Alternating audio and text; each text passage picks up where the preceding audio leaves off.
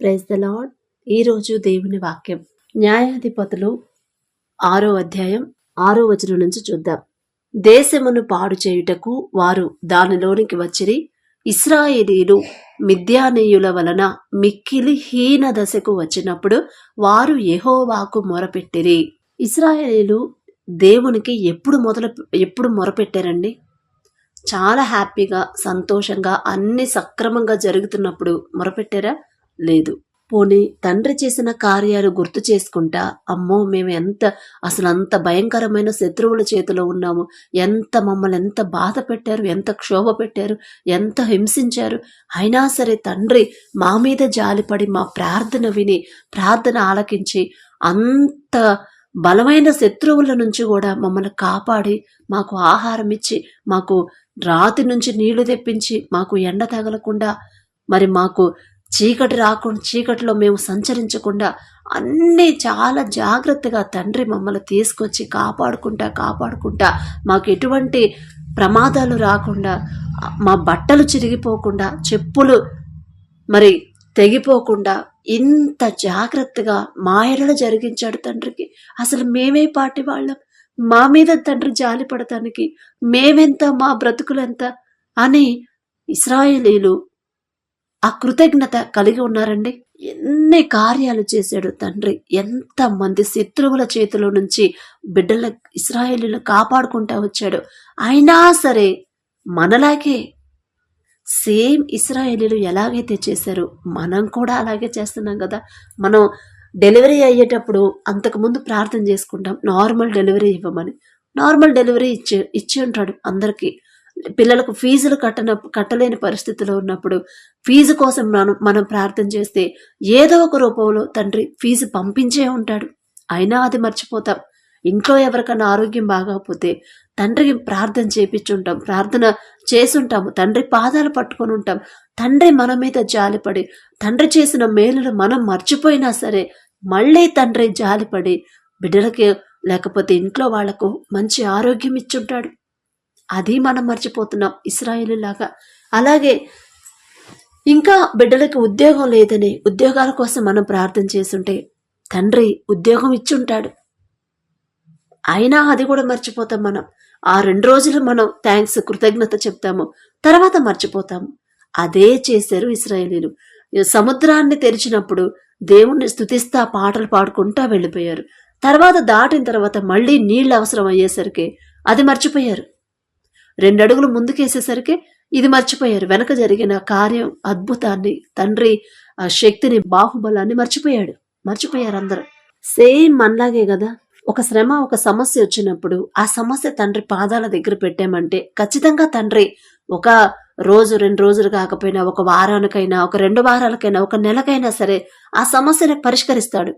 కానీ మనం మాత్రం మర్చిపోతాం. ఒక 2 రోజులు స్తుతిస్తాము, ఇక అంతే, అంతటితో అది మర్చిపోతాం. అదే చేశారు ఇశ్రాయేలీలు. ఇక మళ్ళీ దేవుని దగ్గరికి వాళ్ళు ఎప్పుడు వచ్చారు? ఎప్పుడైతే మిద్యానీయులు ఇశ్రాయేలుల్ని బాగా హింసిస్తాం, బాగా బాధ పెట్టడం చేశారో అప్పుడు మిక్కిలి హీన దశకు వచ్చారు ఇశ్రాయేలీలు. మిద్యానీయుల వల్ల మిక్కిలి హీన దశ, ఎంత భయంకరమైన స్థితికి వచ్చేశారు. అప్పుడు వాళ్ళు యెహోవాకు మొరపెట్టిరి. మనలాగే ఇక మనం అప్పులు చేసేటప్పుడు మనకు తండ్రి గుర్తురాడు. తండ్రికి ఒక మాట చెప్దామే, అసలు దేవుని చిత్తం ఉందా కాదా అని మనం ఆలోచించాం. ఇశ్రాయేలీలు ఎలాగైతే ఆలోచించి తప్పుదారిలో నడిచారో అదే పరిస్థితిలో మనము ఉన్నాం. అందుకే మన ప్రార్థనకు జవాబు రావట్లా. తండ్రి చేసిన కార్యాలన్నీ మర్చిపోయారు వాళ్ళు. అదే తండ్రి చెప్తున్నాడు. అప్పుడు ఇశ్రాయేలీలకు చెప్పాడు, ఇప్పుడు మనతో చెప్తున్నాడు. దేశమును పాడు చేయుటకు వారు దానిలోనికి వచ్చిరి. ఇశ్రాయేలీలు మిద్యానీయుల వలన మిక్కిలి హీన దశకు వచ్చినప్పుడు వారు యెహోవాకు మొరపెట్టిరి. ఇప్పుడు మన పరిస్థితి కూడా అదే ఉంది కదా. చుట్టూరు అప్పులున్నాయి, తీరే దారి కనిపించట్లేదు, ఎవరు సహాయం చేసేవాళ్ళు లేరు. అప్పులు ఇచ్చిన వాళ్ళేమో నోటికొచ్చినట్టు ఇష్టంగా మాట్లాడుతున్నారు, భయంకరంగా మాట్లాడుతున్నారు, అవమానకరంగా మాట్లాడుతున్నారు. నలుగురిలో మనల్ని ఇక ఎంత భయంకరంగా మాట్లాడుతున్నారు. ఈ టైంలో ఇక మనకు వేరే ఆప్షన్ ఏదీ లేదు. ఇక మన పరిస్థితి చివరికి ఆత్మహత్య చేసుకోవాలి అని ఆలోచన దాకా వచ్చాము అంటే మరి తండ్రికి మనం ఎంత దూరం అయిపోయామో ఒక్కసారి ఆలోచించుకోండి. ఇదే పరిస్థితి ఇశ్రాయేలీయులకు వచ్చింది. అప్పుడు ఎప్పుడైతే వాళ్ళు మిక్కిలి హీన దశకు వచ్చారో అప్పుడు వాళ్ళు యెహోవాకు మొరపెట్టిరి. మన తండ్రి ఎప్పుడు మన మీద ఒక దృష్టి పెట్టి చూస్తానే ఉంటాడండి. అయితే ఎప్పుడైతే వాళ్ళు యెహోవాకు మొరపెట్టారో మిద్యానీయుల వలని బాధను పట్టి ఇశ్రాయేలీయులు యెహోవాకు మొరపెట్టగా యెహోవా ఇశ్రాయేలీయుల యొద్దకు ప్రవక్తనొకని పంపెను. తండ్రి వదిలేస్తాడా? వదిలేయడు. మీరు ఎన్ని అప్పులు చేసినా, ఎంత భయంకరంగా జీవించినా సరే తండ్రి దగ్గరికి ఎప్పుడైతే వస్తారో ఖచ్చితంగా తండ్రి వదిలిపెట్టడు, విడిచిపెట్టడు. ప్రార్థనకి జవాబు రావట్లేదు అని మీరు బాధపడుతున్నారే గాని ఖచ్చితంగా తండ్రి నా సమస్యకి పరిష్కారం పంపించబోతున్నాడు అని మనం గ్రహించలేకపోతున్నాం. అయితే తండ్రి ఎప్పుడైతే వాళ్ళు మొరపెట్టారో తండ్రి అప్పుడే వాళ్ళ బాధను పట్టి చూస్తా తండ్రి ఊరుకోలేడండి. తండ్రి మనసు ఎంత సున్నితమైన మనసు. మనం తండ్రి మాట చొప్పున నడుచుకోకపోతే ఎంత బాధపడతాడు. మనం మళ్ళీ ఏడుస్తూ ఉంటే తట్టుకోలేడు తండ్రి. వెంటనే ఇశ్రాయేలీయుల యొద్దకు ప్రవక్తను ఒకని పంపెను. అతడు వారితో ఈలాగు ప్రకటించెను. అప్పుడు ఇశ్రాయేలీయులకు చెప్తున్నాడు.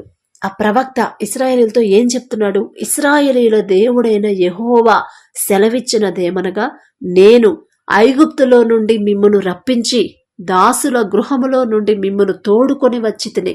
గుర్తు చేస్తున్నాడు. ఇప్పుడు మన కుటుంబంలో మన జీవితంలో కూడా తండ్రి చేసిన కార్యాలు కూడా మీకు గుర్తు చేస్తున్నాడు. మీరు చిన్నప్పటి నుంచి మీకు ఎటువంటి అవసరతలు కలిగి ఉన్నారు, మీకు బట్టలు కానీ, మీకు ఫీజు విషయంలో కానీ, అనారోగ్య విషయంలో కానీ, ఆరోగ్య విషయంలో కానీ, ఇంట్లో శాంతి సమాధానం విషయంలో కానీ, ప్రతి విషయంలో తండ్రి ప్రతి ఒక్కరికి ఏదో ఒక సహాయం తండ్రి ద్వారా అందుకునే ఉంటారు. తండ్రి ద్వారానే మనం అందుకుంటాం. ఏదో ఒక సహాయం కాదు, మన అవసరతలన్నీ తీర్చేవాడు మన తండ్రే. కాకపోతే అది తండ్రి డైరెక్ట్గా కనపడకుండా ఆయన బిడ్డల ద్వారా మనకు పంపిస్తాడు. అయితే ఇక్కడ ఇదే చెప్తున్నాడు. ఐగుప్తులో నుండి మిమ్మును రప్పించి దాసుల గృహములో నుండి మిమ్మును తోడుకొని వచ్చింది నేనే.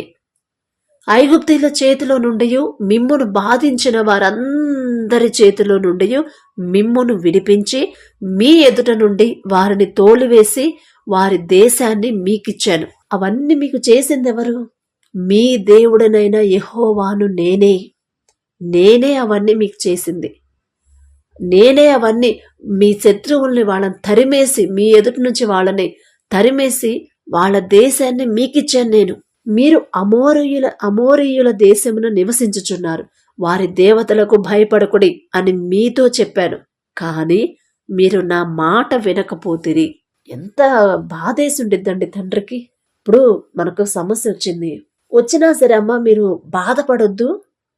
మీరు ఏ విషయంలో మీరు జారిపోతున్నారో, ఏ విషయంలో తప్పిపోతున్న మాట చొప్పున మీరు నడుచుకోలేదు, ఒకసారి మిమ్మల్ని మీరు పరిశీలన చేసుకొని అది నా పాదాల దగ్గరకు వచ్చి కన్నీటితో క్షమాపణ అడగండి, ఖచ్చితంగా నేను మీకు ఆ సమస్య తీసేస్తాను అని తండ్రి చెప్పాడు. సమస్య వచ్చిందని మీరు భయపడొద్దు. వేరే ఇంక నాకు ఎటువంటి సహాయం అందట్లేదు, ఎవ్వరూ నాకు సహాయం చేయట్లేదని మీరు నిరుత్సాహపడొద్దు అని ఇశ్రాయేలీయులకి ఎలాగైతే తండ్రి చెప్పాడో అదే మాటలు మనతో కూడా చాలాసార్లు చెప్పాడు.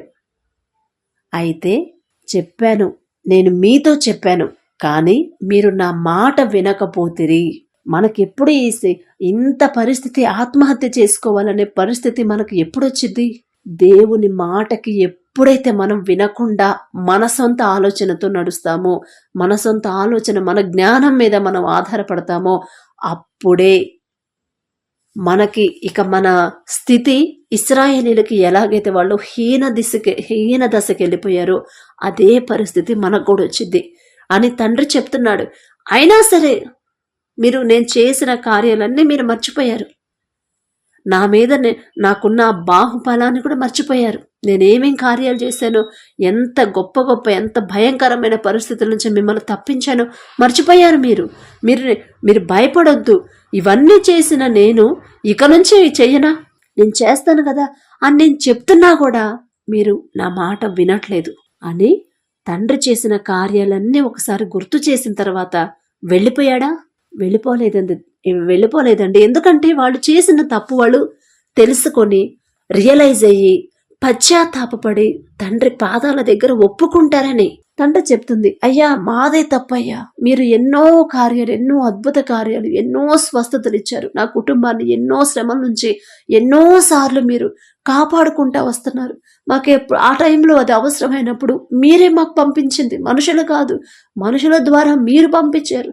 ఆ మనసు మీరిచ్చారు కాబట్టి వాళ్ళు మాకు సహాయం చేశారు అని అవన్నీ గుర్తు చేసుకొని మీరు ధైర్యంగా ఉండకుండా మనుషుల వైపు చూసి మనుషుల మాటల వైపు మీరు దృష్టి పెట్టి మీరెందుకు భయపడుతున్నారు?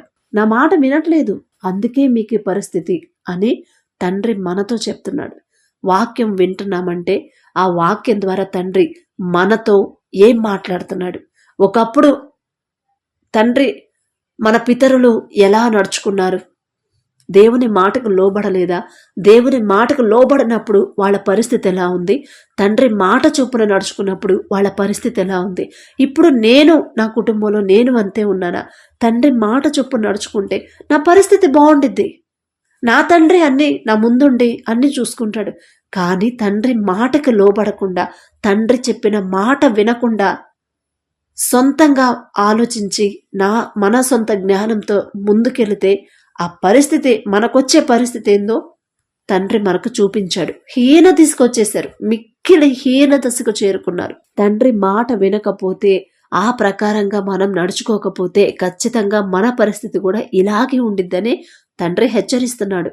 కానీ భయపడొద్దు.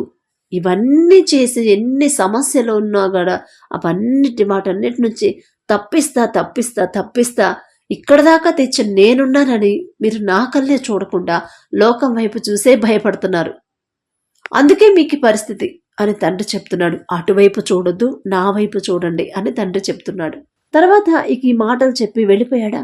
వెళ్ళిపోలేదు. వెళ్ళిపోకుండా యెహోవా దూత అతనికి కనబడి, గిద్యోనుకి కనపడి, పరాక్రమము గల బలాఢ్యుడా, యెహోవా నీకు తోడై అతనితో అనగా. అయితే ఇక్కడ గిద్యోను గురించి స్టోరీ మొత్తం మనకు తెలుసు కదా. అంటే తండ్రి ప్రజలకి, తండ్రి బిడ్డలు వాళ్ళు చేసిన తప్పు వాళ్ళు తెలుసుకునే అవకాశం తండ్రి ఇచ్చాడు. తర్వాత వాళ్ళు పశ్చాత్తాపపడే అవకాశం తండ్రి ఇచ్చాడు. మళ్ళీ వాళ్ళని రక్షించడానికి కూడా ఒక మనిషిని తండ్రి లేపుతున్నాడు ఇక్కడ. అయితే ఇప్పుడు ఇశ్రాయేలీలో గిద్యోన్ని తండ్రి లేవనెత్తుతున్నాడు. అలాగే మనకు కూడా మనం చేసే తప్పు మన సొంత ఆలోచనతో, ఎందుకంటే చాలా మంది రియలైజ్ అవుతున్నారు కదా, నా సొంత తప్పుడు ఆలోచన వల్లే నాకు ఈ పరిస్థితి వచ్చింది, ఇన్ని అప్పులు చేశాను, ముందు జాగ్రత్త, తండ్రి చిత్తం తెలుసుకోలేదు, నా ఆలోచనతోనే నేను ముందుకెళ్ళాను, అందుకే నాకు ఈ సమస్యలని మీరు రియలైజ్ అవుతున్నారు అంటే ఖచ్చితంగా తండ్రి మీ హృదయంలోనే ఉన్నాడు అని అర్థం. ఆ భయాన్ని కలిగించింది తండ్రే, ఆ పశ్చాత్తాపం కలిగించింది. మీరు చేసిన తప్పు మీరు తెలుసుకునే అవకాశం తండ్రే ఇచ్చాడు అనుకోండి. అదే అనుకోవాలి. తండ్రి నాకు అవకాశం ఇచ్చాడు, నేను చేసిన తప్పు నేను తెలుసుకునే ఆ మనసును నాకు ఇచ్చాడంటే ఖచ్చితంగా నా తండ్రి నాకు సహాయం పంపించబోతున్నాడు అని మీరు అనుకోవాలి. ఎందుకంటే ఇక్కడ ఇశ్రాయేలీయులకు కూడా ఇదే చేశాడు తండ్రి. వారు చేసిన తప్పు వాళ్ళకి తెలిసేలా చేశాడు. అవన్నీ మీకు అన్ని మేలులు నేను చేసుకుంటా వస్తే నన్ను మర్చిపోయారు, నా మాట వినలేదు, ఇప్పుడు మీరు చేసిన తప్పు ఏందో మీకు అర్థమైంది కదా అని వాళ్ళకి చెప్పిన తర్వాత వదిలేసి వెళ్ళిపోలేదండి. మళ్ళీ గిద్యోనుని తండ్రి లేపుతున్నాడు. ఎందుకంటే వాళ్ళ పక్షాన యుద్ధం చేయాలి కాబట్టి మరి వాళ్ళని కాపాడాలి. వాళ్ళు చేసిన తప్పు వాళ్ళకి తెలిసేలా చేశాడు అంటే ఖచ్చితంగా వాళ్ళు పశ్చాత్తాప పడ్డారనే కదా అర్థం. గిద్యోను తండ్రి మళ్ళీ గిద్యోను లేపుతున్నాడంటే ఇశ్రాయేలీయులు పశ్చాత్తాపడ్డారు కదా, పడి తండ్రికి మొరపెట్టారు కదా. అప్పుడు గిద్యోను దగ్గరకు వచ్చి గిద్యోనుతో చెప్తాడు, గిద్యోను నువ్వు యుద్ధానికి వెళ్ళంటే మళ్ళీ గిద్యోను నమ్మడు కదా. అసలు నువ్వు యెహోవా అయ్యా, మరి నాకంత టాలెంట్ లేదు, నాకంత బలం లేదు, నాకంత శక్తి లేదు, నేనెలా కాపాడగలను వీళ్ళందరినీ అని యెహోవా దేవుణ్ణి మళ్ళీ యెహోవా దేవుడికి ఒక 3 టెస్టులు పెడతాడు కదా. నా కుటుంబం మనష్షే గోత్రంలో ఎన్నిక లేనిదే, నా పితరులు పితరుల కుటుంబంలో నేను కనిష్ఠుడనై ఉన్నానని ఆయనతో చెప్పాను. అయితే తండ్రేమో, అయ్యా ఇదిగో నువ్వు వెళ్ళు ముందుకి, నేనున్నాను కదా అని చెప్తుంటే, అయ్యా నాకంత అర్హత లేదు, నేనెలా వెళ్ళగలను, నాకు అంత టాలెంట్ లేదు, నాకు అంత బలం లేదు, అంత తెలివి లేదు అంటున్నప్పుడు సాకులు చెప్తుంటే తండ్రేమో నేనున్నాను, అయితే అందుకు యెహోవా అయినానేమి, నువ్వు ఎన్నిక లేనివాడవని నువ్వెందుకు అనుకుంటున్నావు, నేను నీకు తోడై ఉంటాను అని తండ్రి చెప్తున్నాడు. ఎంత అదృష్టమో కదా అసలు. ఇదే పరిస్థితి ఒకసారి నాకు కూడా ఛానల్ పెట్టే ముందు వచ్చిందండి. 1 సంవత్సరం నుంచి తండ్రి, అమ్మా ఇదిగో ప్రార్థన, తగ్గింపు ప్రార్థన, నువ్వు చెప్తా ఉండు నీకొచ్చినట్టే అని చెప్పి నన్ను తండ్రి ప్రేరేపణిస్తా ఉన్నాడు. నాకేమో భయం. తీరా మొదలు పెట్టిన తర్వాత సగంలో ఆపకూడదు, నేను ఒకవేళ దారి తప్పిపోతే ఇంకా నాకు అంతకు డబుల్ పనిష్మెంట్ నాకే వచ్చింది. అసలు నేనే పాటిదాన్ని, నాకు మాట్లాడటమే రాదు, ఏదో స్క్రిప్ట్ ఇస్తే చదువుతా కానీ నేనంత మాటకారిని కాదే అని ఇదే సాకు పెట్టా తండ్రి దగ్గర. అయ్యా నాకంత అర్హత లేదు, నాకంత టాలెంట్ కూడా లేదు అని చెప్పి నన్ను ఇదే సాకు పెట్టిన తర్వాత తండ్రి గిద్యోనుతో ఎలాగైతే మాట్లాడాడో, అంటే ఆయనతో పోల్చుకునే అర్హత నాకు లేదండి. అయినా సరే తండ్రి, అమ్మ నేనున్నాను కదా, నీకెందుకు, నువ్వు ముందుకెళ్ళంటే సిస్టమ్ పాడైపోయింది. నాకు సిస్టమ్ పాడైపోయింది అయ్యా, నాకు తెలీదు, నాది సిస్టమ్ మరి బాగు చేసే అవకాశం ఎవరు లేరు ఇక్కడికి ఎవరు రారు, మాది ఎక్కడో లోపలికి ఉండిద్ది, ఇక్కడ నాకు ఎవరు తెలీదు, తెలిసిన వాళ్ళు కూడా వాళ్ళు వేరే చోటకి వెళ్ళిపోయారంట. మరి నేను ఎలా చేయాలి, రికార్డింగ్ చేసిన తర్వాత మరి ఎడిటింగ్ చేయాలి కదా, అది ఎలా చేయాలి, నేను చేయలేనయ్యా అని మళ్ళీ అదొక సాగు చెప్పా. కానీ తండ్రి ఎంత అద్భుత రీతిలో, మా ఇంటి ముందు వాళ్ళకి సిస్టమ్ ఏదో ప్రాబ్లం వస్తే ఆయన వచ్చాడు బాగు చేయడానికి. వస్తే అప్పుడు ఆ సాఫ్ట్వేర్ ఆ సార్ మళ్ళీ మా ఇంటికి పిలిచి సిస్టమ్ చూపిస్తే CPU తీసుకొని వెళ్ళిపోయి తెల్లారే తీసుకొని వచ్చాడు. 1 వారం పట్టిద్ది అన్నాడు. తెల్లారి పొద్దున 10 గంటలకల్లా తెచ్చిపెట్టాడు. అంటే తండ్రి చేసే కార్యాలు ఎంత చక్కగా ఉంటాయో కదా. మనమేమో సాకులు చెప్తాము తండ్రి పని చేయడానికి, అంటే తండ్రి చెప్పింది చేయడానికి మనం సాకులు చెప్తాము. అయ్యా నాకు మరి లోకంలో మీరు బ్రతకొద్దన్నారు కానీ చుట్టూరు అన్ని టెంప్టేషన్స్ ఉన్నాయి, నేను ఎలా ఉండగలను, నా వల్ల కావట్లేదులే అని మనం సాకులు చెప్తాము. కానీ తండ్రి అస్సలు ఊరుకోడండి. 10 బాగైపోయింది. తండ్రి మాట ఇచ్చినట్టే అది చేపించాడు. నేను అడిగాను, అయ్యా మరి నాకు తెలీదు, నువ్వే చూసుకో అని చెప్పాను. తండ్రి బాగా చేపించి పెట్టాడు. మరి నా పని నేను చేయాలి కదా. మళ్ళీ స్టార్ట్ చేసిన తర్వాత అది ఎవరెవరికి చెందాలి, ఎవరెవరు వినాలి, ఎంతవరకు వెళ్ళాలి, ఎంతమంది చూడాలి, ఎంతమంది సబ్స్క్రైబర్లు అవ్వాలి, నేనైతే నా నోటితో నేను చెప్పను. సబ్స్క్రైబ్ చేసుకోండి, లైక్ చేయండి, షేర్ చేయండి నేను చెప్పను.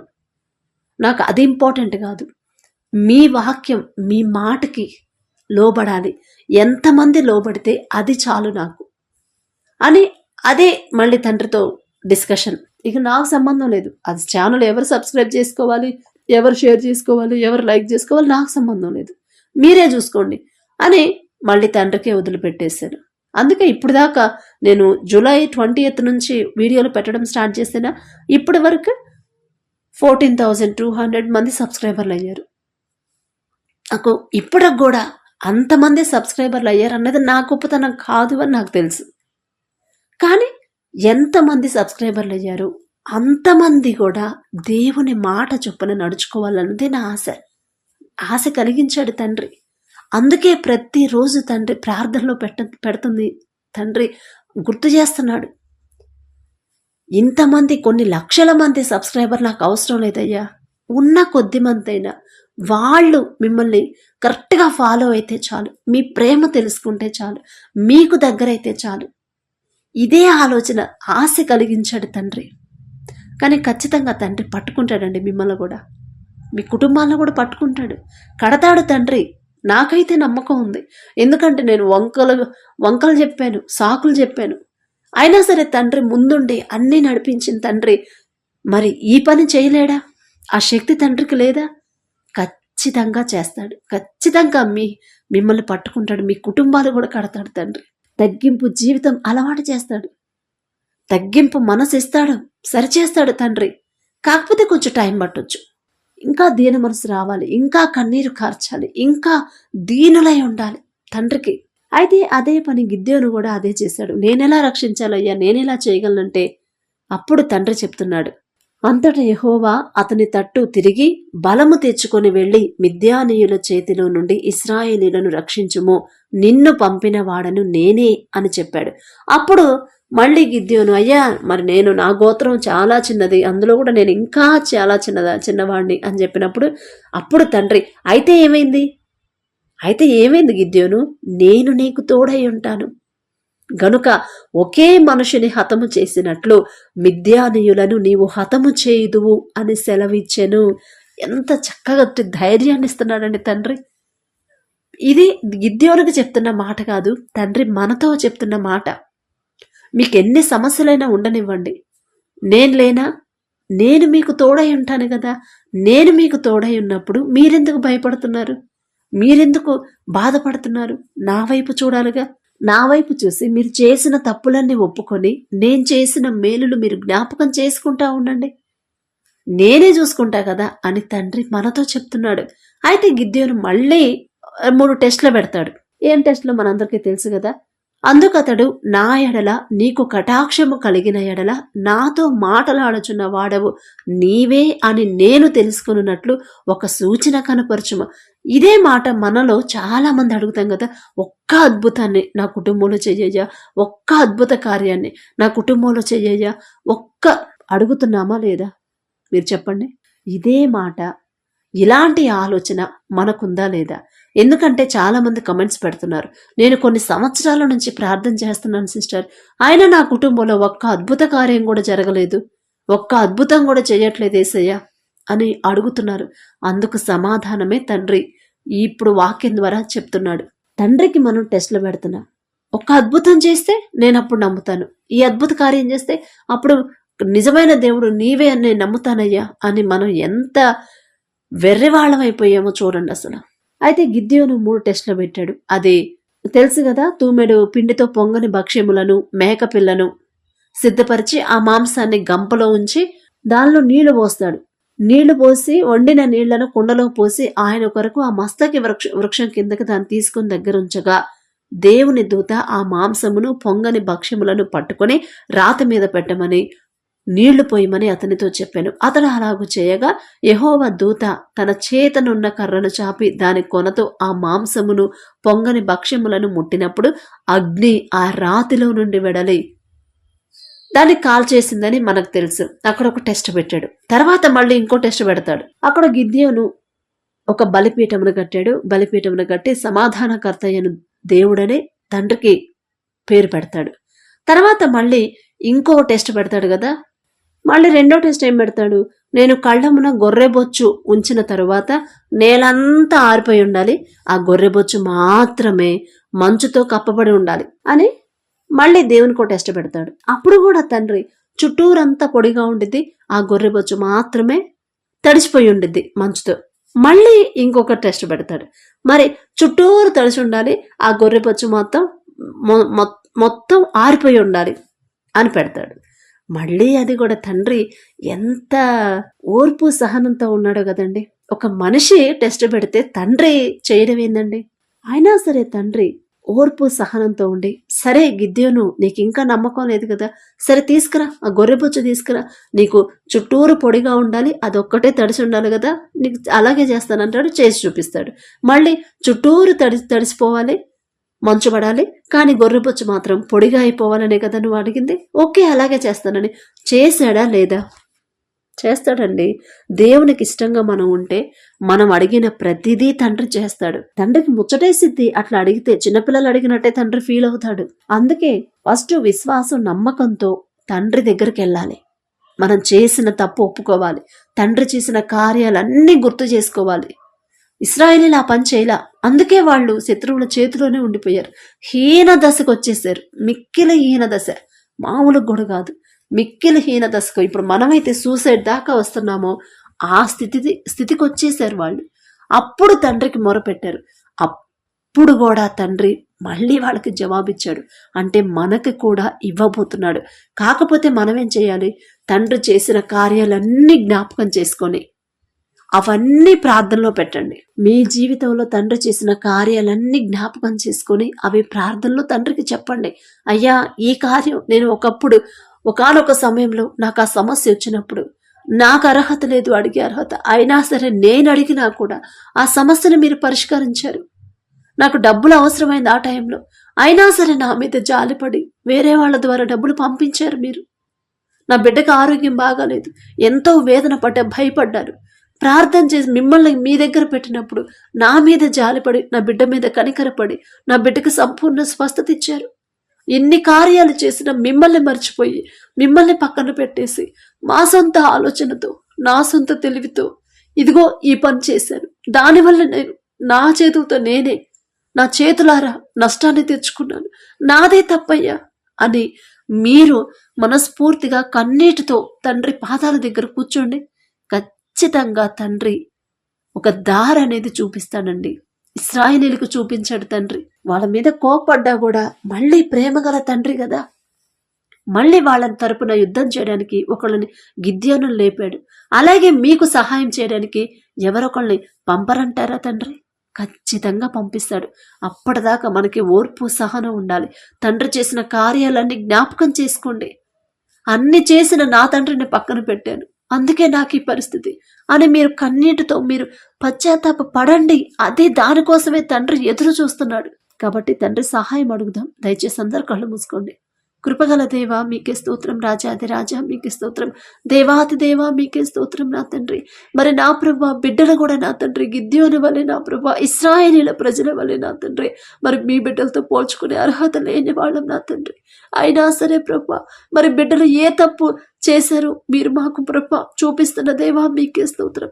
మీరు చేసిన కార్యాలన్నీ అద్భుతాలన్నీ మర్చిపోయినా తండ్రి, మీరు చేసిన సహాయాన్ని మర్చిపోయినా ప్రభా, మరి మా సొంత తెలివితేటల మీద మేము బ్రతుకుతున్నాం, ముందుకెళ్ళాలనుకుంటున్నాం, అందుకే మాకు ఈ పరిస్థితి వచ్చిందనే ఎగ్జాంపుల్ కూడా మీ బిడ్డలు చేసిన పని ప్రభా గుర్తు చేసి మరి మాకు తెలిసేలా చేసిన దేవా మీకే స్తోత్రం. మరి ఎవరైతే బిడ్డలు నా తండ్రి వాక్యం వింటున్నారో ప్రభా, బిడ్డల హృదయాలు మీరు పట్టుకోండి.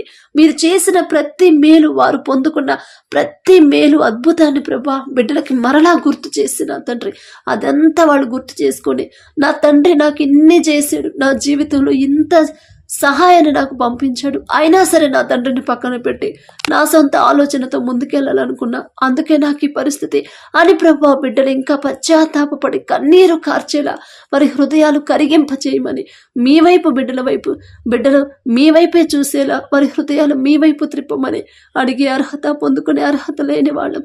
అయినా సరే యేసు నామములో అడుగుచున్నాము తండ్రి, ఆమేన్.